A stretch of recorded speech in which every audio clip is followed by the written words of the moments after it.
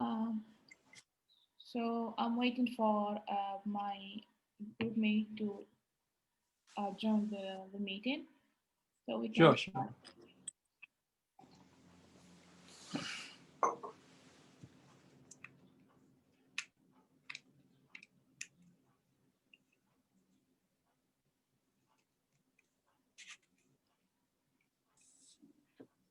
Assalamualaikum. Assalamualaikum warahmatullahi wabarakatuh. Waalaikumsalam.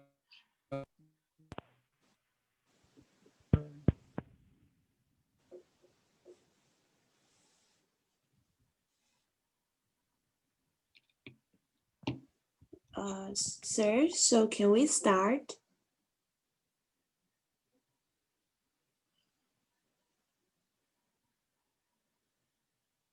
Mr. Adli, can we start our session?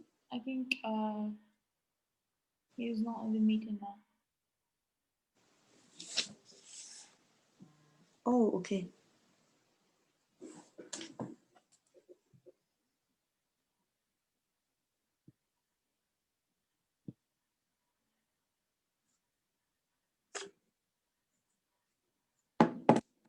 She's here.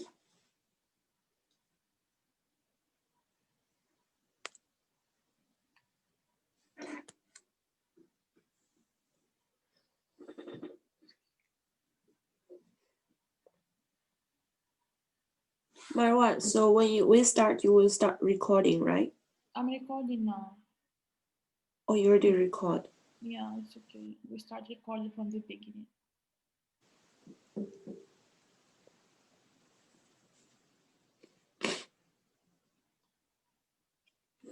Assalamualaikum, sir. Can we start? Assalamualaikum. Yeah, sure. Casual, Okay. I'm taking my coffee. Okay. Okay. Assalamualaikum warahmatullahi wabarakatuh. Hello everyone, good morning and Juma Mubarak to you all. So today we are going to discuss a very interesting topic, which is empathy and inclusivity of children with autism in the community. My name is Zhao Rubing and I'm from China. And as you can see beside me, we have get Maroua, which is my partner. She is from Algeria.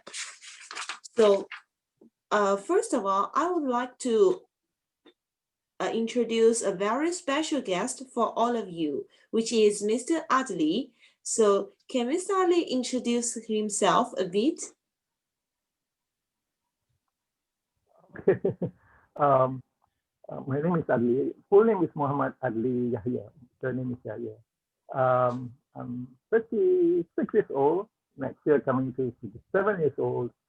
I'm happily married with 6 kids, and yeah, so I'm terribly honored for you to be able to invite me to attend this kind of webinar for today. So thank you so much for inviting me. Oh, Thank you, sir.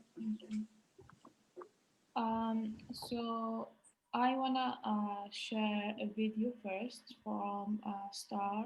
It's actually about the cafe project. So I will share the video now. Then we can start discussing and Sure. talking about questions like.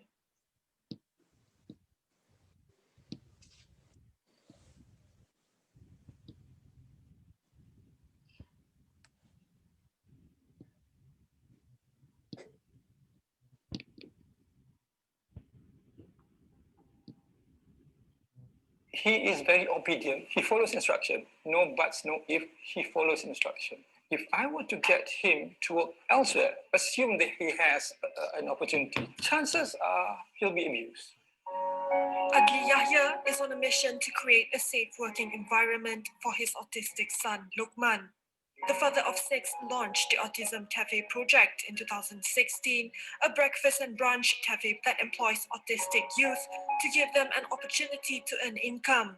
Prior to COVID-19 movement control order, the cafe employed around 4 staff and 14 part-timers.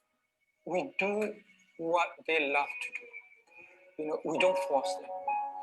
We know that their level of intelligence is this, so we find something that's to this level. But if we find someone who is this level of intelligence, we actually tailor-made their work towards that, to the level that they are used to. We create a very conducive environment for them. They come over and they enjoy themselves. So that's why when we had our boys last time, when we started this, some of them refused to go home because they enjoyed it very, very much over here.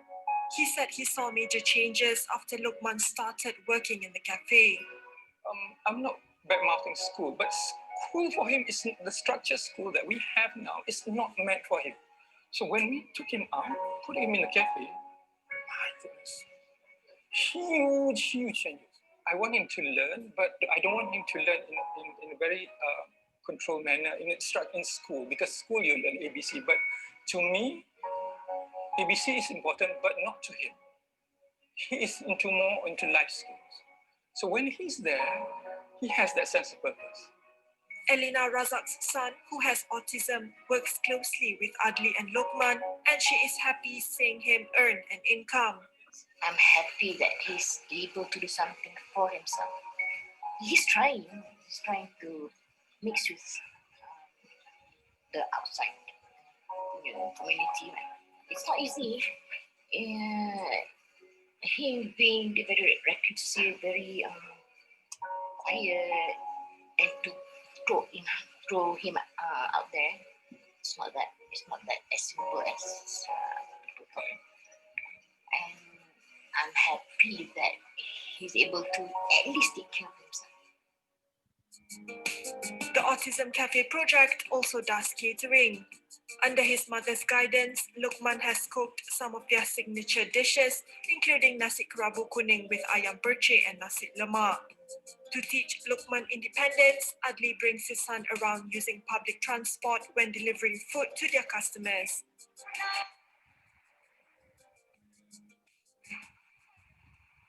Oh, sedap. My favorite is their roti canai. I haven't tried the nasi kerabu, but their food is normally quite good. No one would believe Adli and Luqman's rocky past, seeing their close relationship. Adli confessed he had initially struggled to accept his son's condition. What I want in life is like me, my wife, my 2 kids to go. They're my perfect family. Physically, when they arrive, so I'm very happy, very contented. But when he reaches his age about 1.5 to 2 years, he start jumping on one spot like hours. We went to the doctors. Whatever symptoms that displayed by him that pointed out to autism was there. My heart was really shattered, I can tell you that. When you don't accept them as they are, there's huge repercussion on them. We were basically falls apart. He was so scared of me, and I detest him so much that I can't stand him. Then when, as I said, Allah Ta'ala is so great, and when I finally accept him, I was put in his shoes. He couldn't accept me. Finally, it's gradually, I want him back now. I want him back. Alhamdulillah. Luqman, saya. Boleh saya ambil?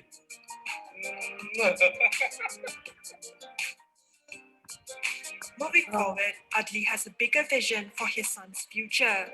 He is now working to set up a professional kitchen for his son and other autistic youth with cooking skills. The current cafe that we have in Shah Alam is basically, it's just a cafe. There's no place where you can wash the dishes. There's no kitchen. Basically, you cook from the house, you send it over, we sell it. But I can tell you this, in future, there will be question about hygiene. There'll be question about safety.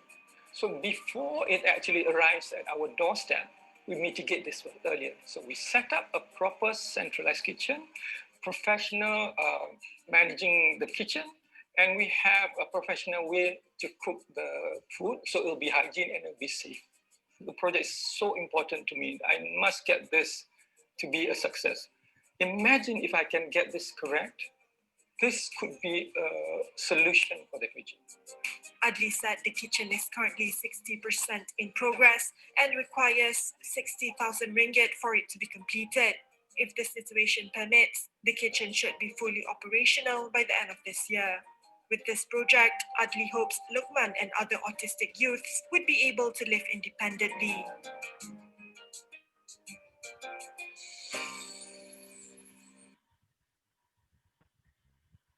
So we are sure that after this video, we can understand and get a very beneficial information about the project. But now we are going to share with you our questions because we want to hear your opinions and your answers. So the first one is, sir, you established like the Autism Cafe Project.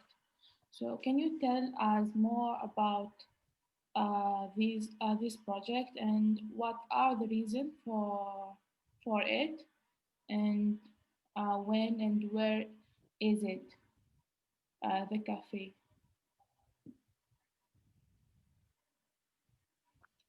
Okay. Why I started this project, I think it's quite obvious, is because my son. My son is, well, I have come to the point that I think a couple of years, I mean, not just a few years now, but I've come to the point to accept him as he is. I don't expect more from him. I expect him as he is, as he's within his ability. So, chances of him, before we started the project, the thought came in, chances for him to be independent, to live his life to the fullest potential, is quite limited.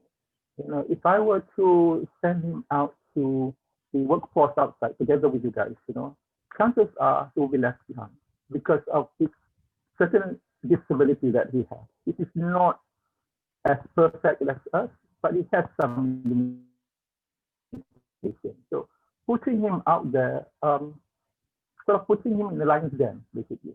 As I said, chances are he will be abused. So having that thought, and my rocky path with him actually spurred me to do this also. So I decided the best option is not to depend on someone else, but I depend on my own. So I started this project about 3 years plus already in 2017. Just before I venture into this kind of business, I just want to make sure that the platform that I'm doing now is correct. So we decided, me and my wife decided that cafe is the best option for him.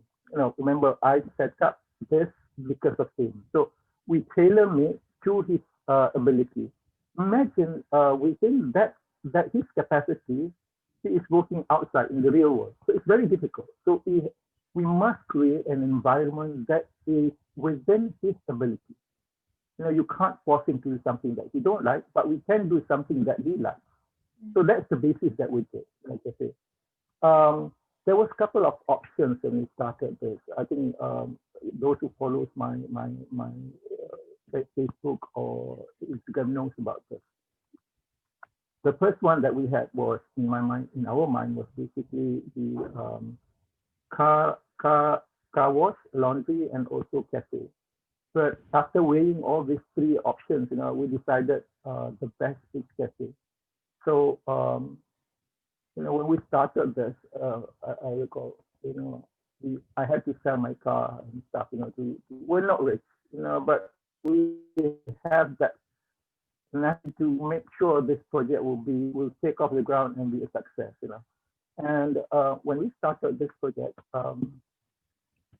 before we started this project, he was in school, and he went through the schooling process about 2 years, and I don't see any improvement. Not I believe bad, but as I said, like, school is not something that we have. The current system that we have doesn't fit in. You have in school, in groups, you have about 5 of them. Some of them are highly intelligent, some of them are not. So I can understand the difficulties of our teachers in public school to address these issues. So, but then again, to me, So we took him out. We put him in another institution, which cater for this people with different abilities. Again, the result is the same. Nothing comes up from that. So when we took him out, and when we started this project, we took him out from the typical learning situation that he has, and you saw huge changes in him. He wasn't there before, but after a few days, you can see the changes in him. So gradually, when we saw this, we started inviting others to come in too, and I'm quite proud to say that we have boys who have left us. We encourage them once they are good. We encourage them to leave the cafe, because the objective is to make sure that they lead the fullest life that they can, earning as much as they can, be independent as much as they can. Some of them work in other companies. Some of them have become executives.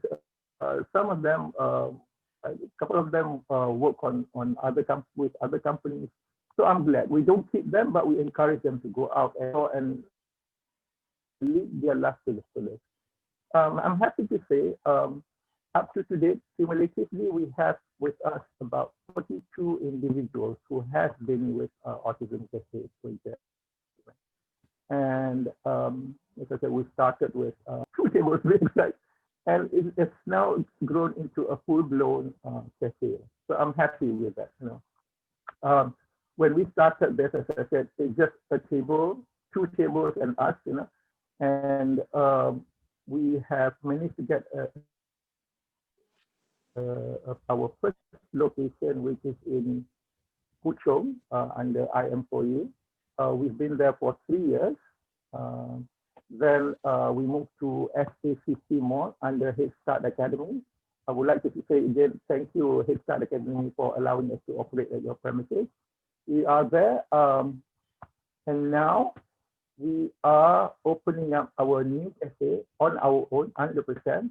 It will be at Garment Mall in Subang Jaya, soon to be open by end of this January, next year. So basically, that's how the cafe moved from just 2 tables. Now we have our own cafe and a centralized kitchen. We just completed, I think, about 2 weeks ago. Thank you, sir. Yeah. So that's the whole story. Thank you. Okay, sir. Thank you for your answer. And the second question is, how did you feel when you first found out that your son is autism? How do you feel? Oh.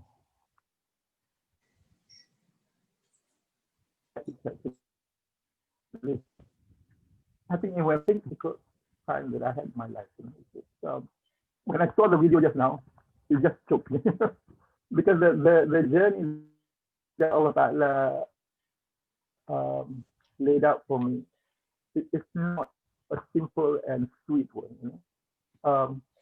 It was a very difficult journey in the beginning, but alhamdulillah, ending is very sweet to me. But when he was about I think 1.5, 2 or 2 plus,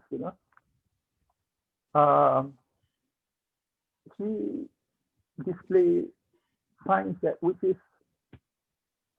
not right. Bear in mind, this is 20 years ago.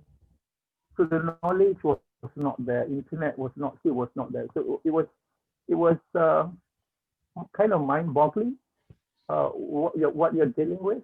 As I always said, if you're dealing with people with eyesight problems, people with hearing problems, what do you call this? What was the other one? Other symptoms are basically, if it is visible, yes, like Down syndrome, it's very visible. You can't deny that it's there. But what you're dealing here with, physically, they are perfect. Nothing wrong with them. Nothing wrong. Not a single item displayed that's showing that physically they are wrong. They're not right. So it was something that's very difficult to comprehend. Why do you being so neat in a way?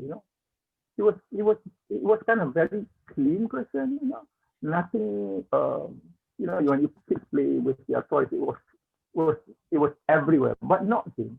And when he plays, there was a line, zigzag, whatever it is, it's just a line.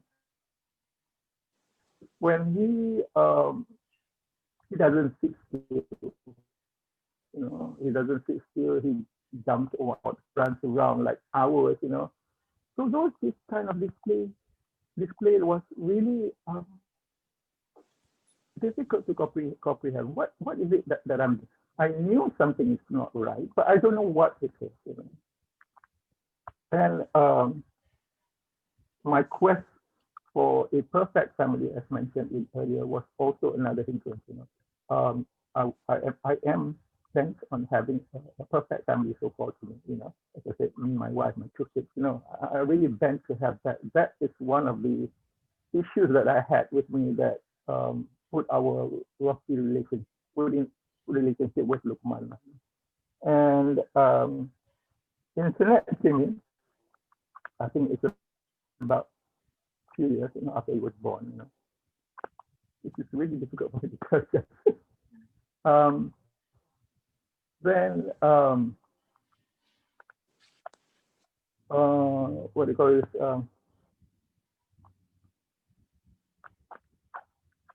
Then I stumbled into autism, a word called autism. So what was displayed? I started Googling and I found out the word autism, and what the symptoms mentioned in the internet, it matches him one-to-one. I couldn't sit still, no focus, and so on.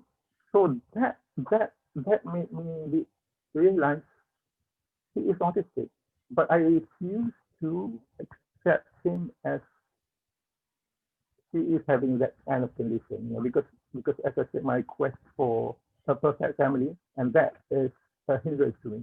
So there was, because of I can't accept him as he is,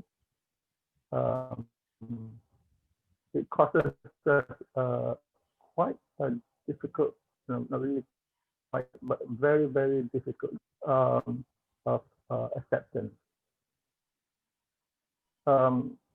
He, nothing wrong with him, it's me. It's because I can't accept him that causes the difficult journey there. Had I accept him as he is, I guess the journey will be much smoother. But as I've always said, Allah Ta'ala is so great, there must be a reason. And there must be a reason. It's just that during that particular point of time, I can't accept him. There's nothing, there was so much self-centered in me, I refuse to look at anyone else. It's just me, I'm kind of shy to tell this, but I want the public to learn and want to know, when you arrive at this situation, the focus is not about you, but focus is about your kids and yours or your son or your daughter. So acceptance is very, very important. Once I accept him as he is, there was another journey that took us a couple of years that much affected me in a way, because earlier part of the journey, it was me which unable to accept him. But the second part of the journey is it was him unable to accept me. Allah Ta'ala, as I said, it's so great, Now, when I went to the second phase of my journey, then I knew how he felt, for whatever I've done to him, now coming back new meant for me. So I had to accept that. And I was very determined to win his heart back. And Alhamdulillah, slowly I gained his trust and love. And Alhamdulillah, here we are after more than 20 years. So that was the journey. Alhamdulillah. So after we knew your feelings, so I want to know how has Lukman change your life and your family's life?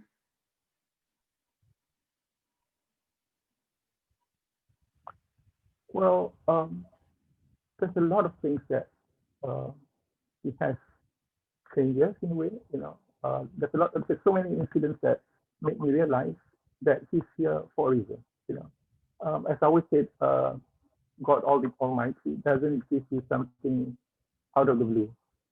There always be a reason behind it. I guess this having him in our life made us change in so many ways. Made us realize things like, small little things like when when my kids, my other kids, say to me or to his mom, that that they love us, So yeah, okay, we love you too, But we didn't actually felt it deep enough, for us to value that I love you, that sentence, But having Lukman all these things. Lukman has trophies, but he can't vocalize his thoughts. So looking at him, it's like looking at kind of a stone face. There's no expression and whatever. Whatever you say, he understands, but there's no expression coming out from his mouth to respond to your action and all. So I still recall till today, as I said to you before, when your kids say, I love you, yes, we love you too, but that wasn't deep enough, It's just, yeah, that's good, you love me, I love you too, But having Lukman saying, I love you, it's totally different paradigm, You felt it deep, you knew, you value that, So I remember what he said that, I cried. You guys, because I value that so much, you guys have that every day. I don't. Me and my wife, we don't have that. So once in a while, when he said, you felt, you really value that. It's a deeper feeling than the usual. So I guess that is something that God gave to us, I think you guys say when I have a son who couldn't say and suddenly can mention that he can those three words, because we felt that we have become another part is this, I guess if Lukman is not here, is not present in our life, I would say I won't be doing this. I won't be doing it. I guess I'm still working in the corporate sector, busy with my life. You don't stop to smell roses and stuff. You don't do that. It's always busy. It's always about dunya. It's always dunya. But having him change all this, we, as I said, like I ended my career. My wife ended her career. We focus on this. Now we are, as I said, it's not. We're not looking at dollar and cents. We don't. But we're looking more on what can we do to have a better. What can we do to the fullest potential? It's really a shift from dunya kind of thing, to more building up a spiritual, what do you call this, spiritual element in our life. So we're much happier now. We don't care much about money. Money does make things moving. It does, but it's not our priority now. Our priority is, to make sure our boys live their life to the fullest. And we have done this through the setting up of our project called Autism Cafe Project. We felt that this is our solution to their future. And if everything goes well, they don't have to worry about where their next meal will come in, where will they be able to socialize, because socialize issues is socializing with them is a very big issue. But they have a place to make friends, to know each other, to talk to each other, to understand each other. So I'm very, very much glad that I started this project. I'm very much glad that he is our life, because if it's not there, as I said, I won't be doing this. So alhamdulillah, those days I saw him as liability, but now he's more like a gift directly from the above. So I'm truly, yeah.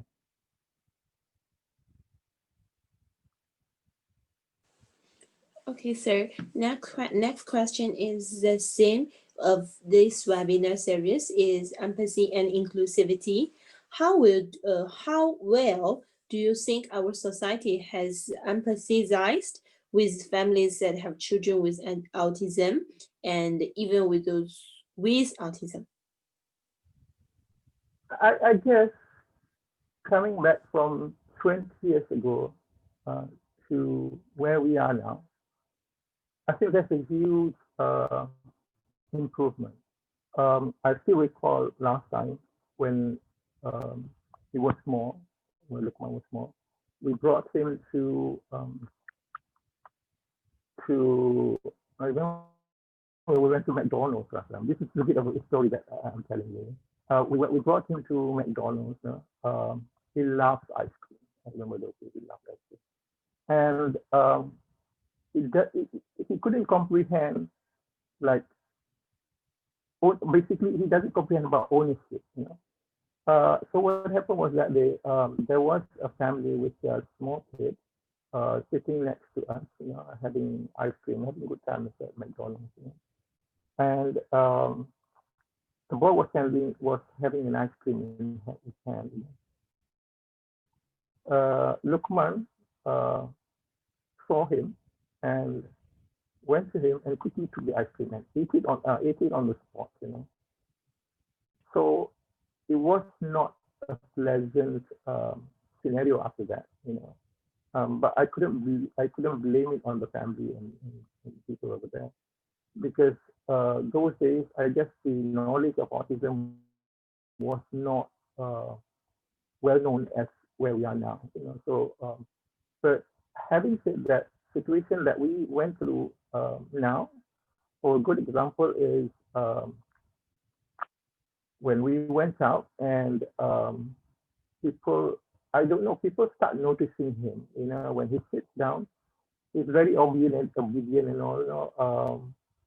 And people start asking, is this is autism? And you can see now there is more concern on autism now as compared to before. They started asking how his condition, how do you live with him, how you get him to be independent and all. So the empathy has much risen as it was compared to 20 years ago. And the fact that there are so many school institutions that cater for this group speaks for itself. But then again, there's always issues of considering their future. What's going to happen when they finish school? There are not many outlets that caters for them. So, but it's growing. I'm not saying that they're not, but they are growing. It is growing now, and we are one of them. And at certain point, I'm glad that big industries are also jumping into the bandwagon, trying to create a better future, a better scenario for both parents as well as the kids themselves. A good example is what happened was about the financial planning. That is very, very important, because you never know what's going to happen next. You might die next day. You don't know, the fact that I think an organization, a Takaful organization called FWD Takaful, has introduced a Takaful product specifically cater for autism, ADHD and stuff, you know. That is the financial planning. So I'm glad those big companies now started looking at us specifically in terms of building up their safe future, building up their good scenario for them to live their fullest potential. You know, there's a company like ourselves, we created this specifically for them. There's an organization called Big with Dignity, Silence Haddies. You know, those are the companies that I truly believe that showing great empathy there and trying to improve as much as they can to ensure they have a better quality in their life, as well as a good quality, good what do you call this, good future, basically. Yeah. Thank you, sir, for your answer. So now moving to the next question is: do you think that by being empathetic, society will include children with autism in education and at the workplace? I mean, by being empathetic, Yeah. including them. Yeah. I think my answer will be yes. And in approaching youth with autism, I'm looking at a group youth with autism. I'm dealing with a group 17 years, you know. So I don't deal much with kids with 7 years old onward, but it's 17 years old onward. So this is the scenario. I think employer needs to understand that, you know.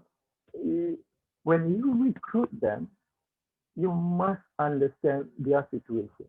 You know, I believe a lot of companies is having that thought in their mind now. Imagine this: when you a youth with autism to work with you, if you know, some of them very direct, you know, they're very honest. They don't have any bad malice. They don't have heart, whatnot. Sometimes it hurts. Sometimes it hurts the feeling of others. Sometimes it hurts the business side. But you have to understand them. I give you a good example here. We have generally our kids they're very honest. If they see something is black, it's black. They don't say it's light black. They don't say it's gray. They don't say it's dark gray. You know, they will say it's black. It's what it is. Not think about that. You know. So what happened was, as I said, I give a good example. This one boy with us, he's very honest. As I said, honest. It's black, it's black. It's gray, it's gray. Nothing is in between. You know. So he has been hired to work with an organization, a hypermarket to be exact. You know, no names, yeah, but it's a hypermarket.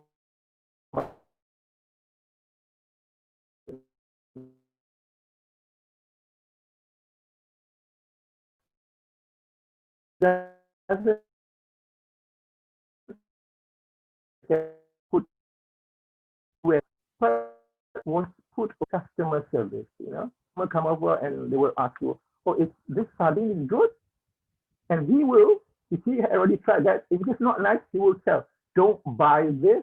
This is not nice." You know, and assuming the customer went to another for another brand, you know, and he tasted it, he doesn't like it. He will say, "Don't buy this," and then the customer didn't buy anything. And when the employee knew about it, that's bad to them. But the thing is this: you need to know their character before you place them over in a certain place.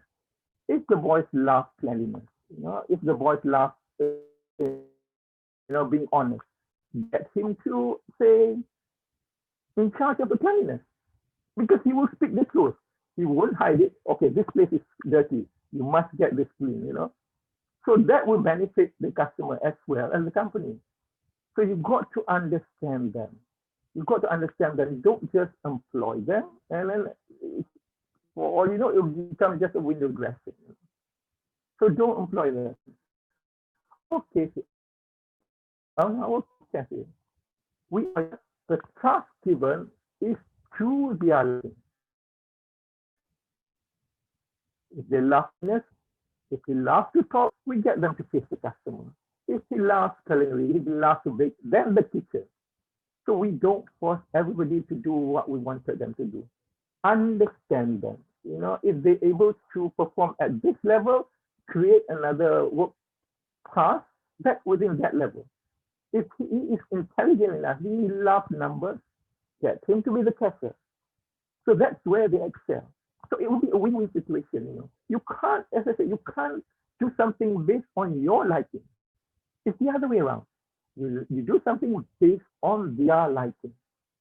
So as I said, you know, as us, as a normal individual, if you were asked if we are bad in maths, you know, and you ask to do, say, do something about statistics, you know, whatever it is, you know, related to maths, I guess we probably can make it, but we won't excel.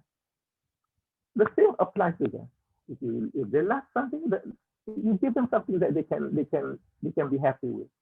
So I think that's I'm sharing the what do you call this, the technique that we use, and it has been successful. As we started way back in 2017, there was no major incident. There was no incident of tantrum meltdown. There's none. There's none at all. In fact, they love to be at our cafe, and some of them, when we met over at we're having a bazaar now in Daman. Today is our last day. Some of them displayed a beautiful social interaction with each other. You know, they when they are there, we actually encourage them to talk to each other and have lunch with each other, and they did their prayer with each other. You can see the beautiful relationship was being cultivated over there. You know. We're quite pleased. We don't earn much, you know, over at the bazaar. We don't much. To be honest, we don't earn much. But the priority is about them. You know, how do we do this? You know, so the bazaar was a perfect scenario for us to cultivate all this stuff. You know, my goodness, you know, it was happiness all over the parents. You know, when they saw their sons start to talk to each other. You know, somehow or other, I think they knew both of them are autistic. You know, somehow or other, the bond was there. You know, so they talk to each other. You know, they work together. When you see them from afar, there's nothing wrong with them. Well, I'm so pleased to see them actually went in for the whole prayer together. You know, Imam was one of them. You know, imagine this happens. You know, it's not about the money, but it's about them totally. So we do something sometimes it is out of norm. You know, sometimes when you think about business that we're doing, oh, we must do this activity. There must be profit. You know, guess what? You know, sometimes we receive orders about 5 packets of nasi lemak. You know, we send even if it's like doesn't cover our car petrol. You know, we still send because we want them to meet up people. We want them to work. You know, so that is the priority. All the business activity, the business that we're doing here, it's more here. It's more from the heart. But again, you have to balance it up within the capacity, within financial capacity. But it's more here. I think rather than here, it's more here. It's in the heart. Yeah. So that's my explanation. Thank you, sir. Thank you for sharing this information with us. Yeah. Okay, sir. So the next question is, do you think that being empathetic, society will including children with autism in education and at workplace? Sorry again, the line was not clear. It's not very clear. Okay. Do you think that by being empathetic, society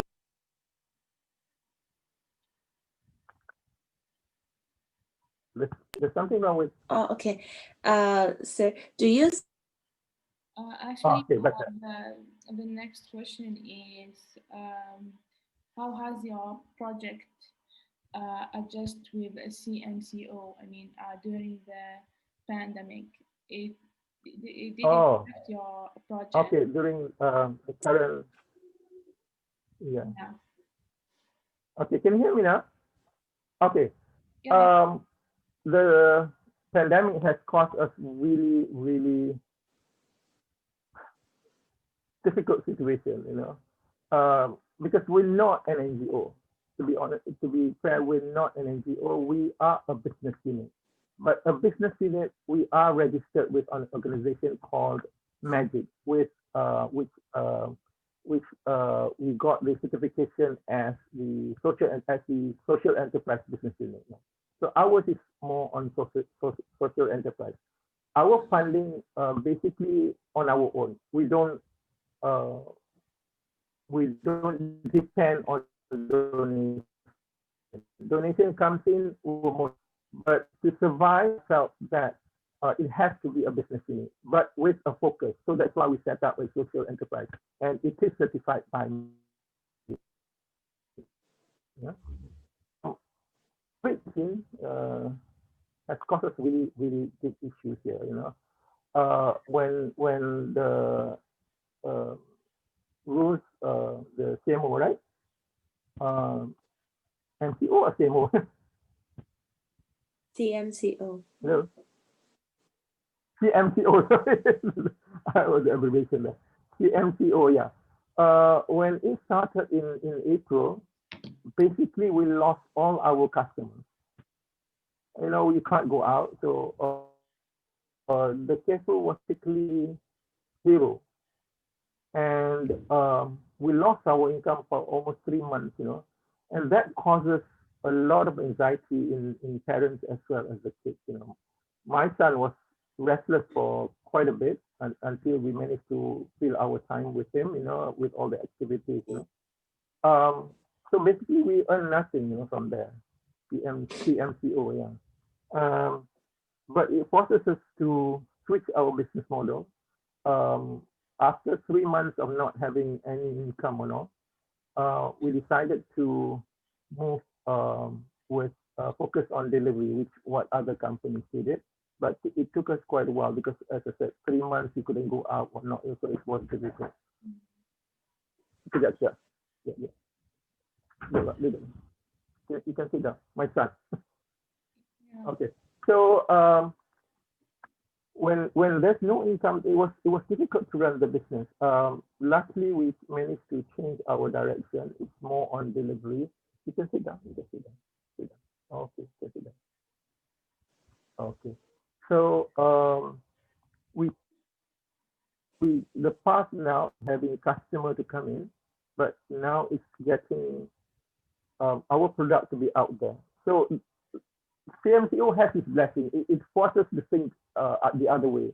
Last time that we waited for the customer, now we have to move out to meet up to get the customer to buy our product. So that has after about after Raya, the 3-4 months of that, things started moving up a bit. Slowly it moves. People start ordering from us. I think we got quite a bit of income from that to sustain the business. But the second wave hit us. It really hits us hard, and it's actually got us. Our plan went haywire, because we already planned to set up another cafe, and it's really pointless to start a cafe during that particular time. So there was a bit of issues there, but we managed to overcome it. We focused on delivery side, and the boys start working slowly. As I said, when the second wave, it was a lesson that we learned, but we keep on moving ahead, and still after that we need to pick up. And as I said, now I think delivery is about 99% of our revenue, right? And I think earlier catering was basically it's the bulk of our income. So it reduced to, I think it's about 1%, because there's no more event going on. There's no more big training coming in, There's nothing that we can leverage on activities, So there's none. Now we are shifting our focus more on delivery, basically. It's a good point, everything that was thrown to us, got thrown to us, there must be something good in it, But it's just when you went through the stages that particular stage, it was difficult. But when you pass through that, then you will realize that there is something behind it. It's just that you got to go through it, you know. But it was difficult, but when you come to this point, then you realize that everything has its reason. Okay, sir. Thank you for answering our And question. just to lengthen a little bit,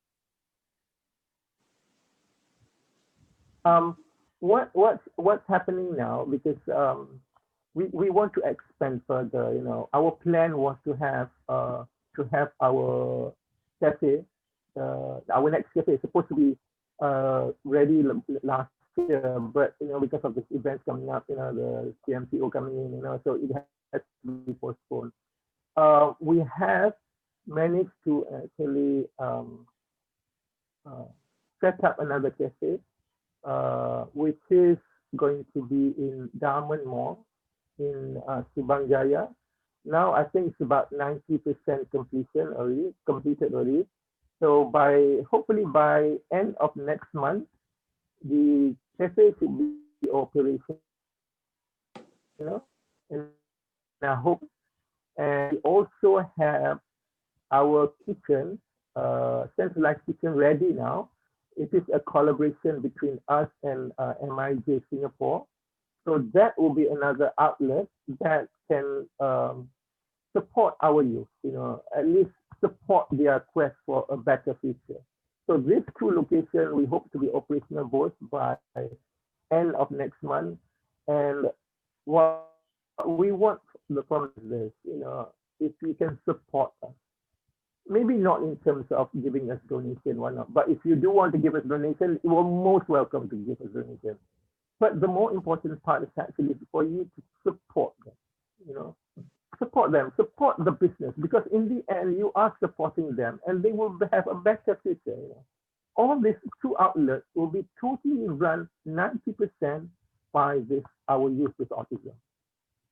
So I hope anyone listens to this, remember that if you support us, it's not about supporting us, but it's about supporting the voice. If we don't give them a chance, who will? So their outlet for them to expand their, what do you call this, their ability is very limited. Their what do you call this, potential to grow, if you put them in a normal circumstances, is very difficult. So we have here a place where they can basically be safe, basically be happy, and yeah, you know, ended up they will actually give their best, because they're happy. When you're happy, you actually tend to excel. So that's my take on that. Yeah, thank you, sir. Now that we have reached the end of our discussion with Mr. Adli Yahya, I hope that our special audience will get benefit like after we post this webinar session. Inshallah, they will get more benefit information that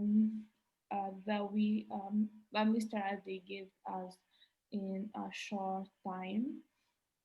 And now I wanna ask Mr. Adli if you have anything you wanted to share in the end, if you have anything wanted to say in the end of our session.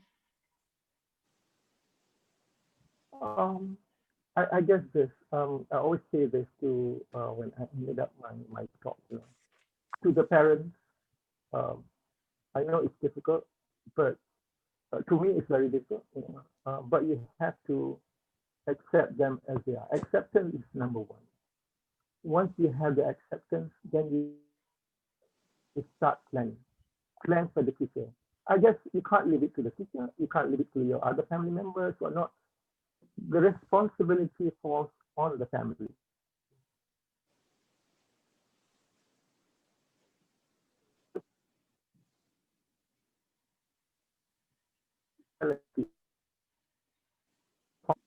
You knew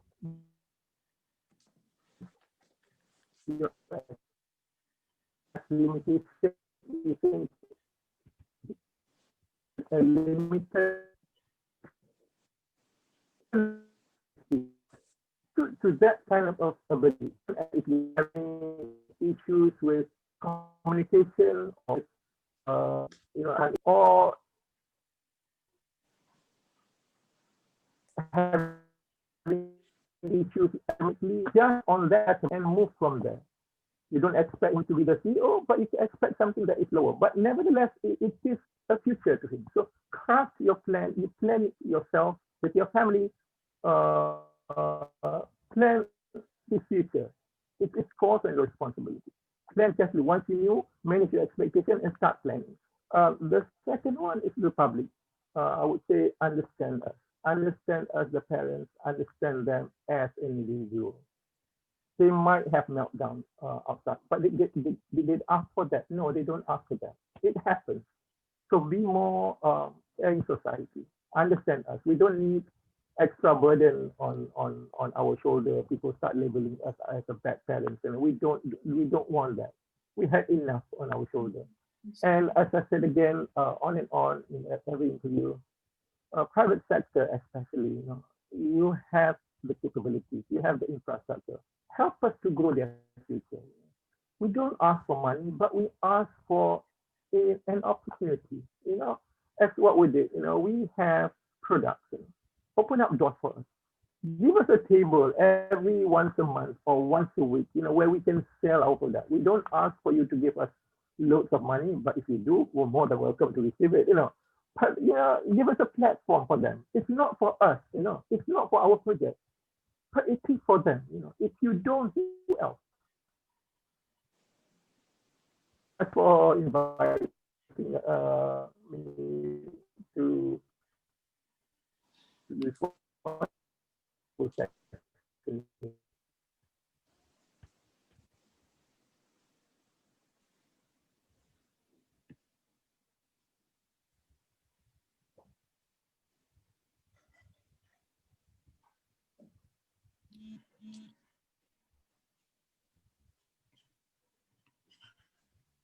Mr. No. Adli, can you hear me?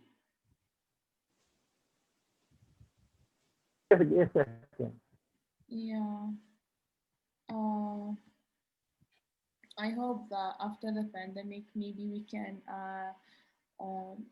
visit the cafe, inshallah, after I come back to Malaysia, inshallah.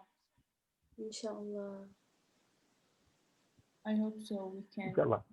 We can come and visit your cafe, inshallah. Inshallah. Where are you now? If I may ask. And I'm Algerian. I'm in Algeria. You're in Algeria?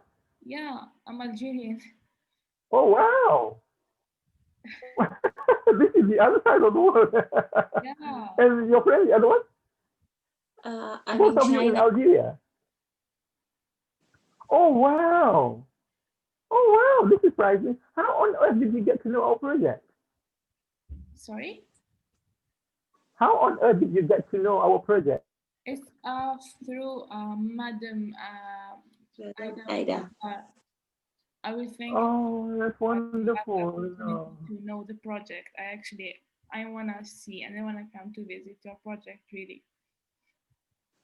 Oh, thank you so much. That was very nice. I'm quite surprised. I thought you were in Malaysia. Actually, I'm in Algeria now. Oh, wonderful. When are you guys coming here? After the COVID, I guess? Yeah, I just come back to my country like last week.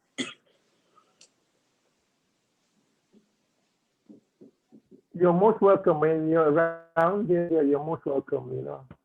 Thank you, sir. We can even collaborate with here or Inshallah. China. That'd be wonderful if we can make it here. Inshallah. So I thank you so much for sharing. Okay. You're most welcome then. Thank you so much. I really appreciate your accepting our invitation and sharing this valuable information with us. It's more emotionally and feelings more than like information or science. I really appreciate your discussion, your words, and everything. Thank you so much.